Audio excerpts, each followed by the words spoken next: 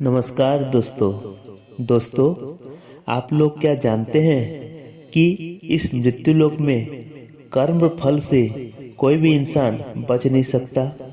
हर इंसान को इस मृत्यु लोक में अपना अपना कर्म का फल भोगना ही पड़ता है। आप चाहे जितना भी पूजा पाठ कर लें, जितना भी भक्ति कर लें, लेकिन आपको आपका पुराना कर्म का फल भोगना ही पड़ेगा। हाँ, पूजा पाठ से जरूर इसमें कुछ कमी आ सकती है। दोस्तों, आइए इस कर्म के फल के ऊपर मैं भगवान शंकर जी और पार्वती जी का एक वार्तालाप आप लोगों को बोलता हूँ।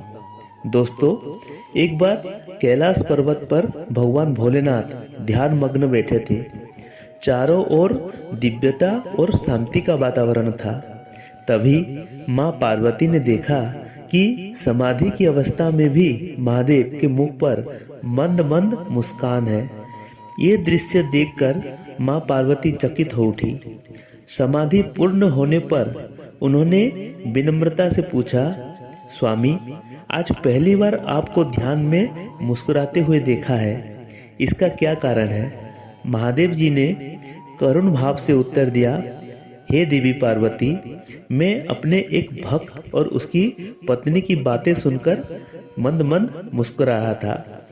फिर शिवजी ने पूरी कथा सुनाई। मृत्यु लोक में मेरा एक अनन्य भक्त है जो ब्राह्मण होकर मेरे ही मंदिर में पुजारी है। दिन रात मेरी सेवा करता है। मंदिर के पीछे एक छोटी सी कुटिया में वो अपनी पत्नी के साथ रहता है।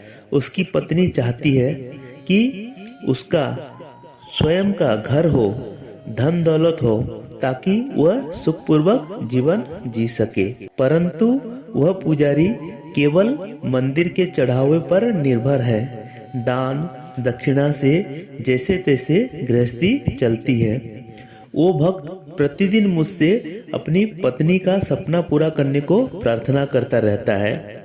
आज उसकी पत्नी ने ताना मारते हुए कहा, जिस भोले शंकर की तुम इतनी सेवा करते हो, उनके पास तो स्वयं का घर भी नहीं है। वह स्वयं कैलाश पर्वत पर रहते हैं, वो तुम्हें कहाँ से घर देंगे?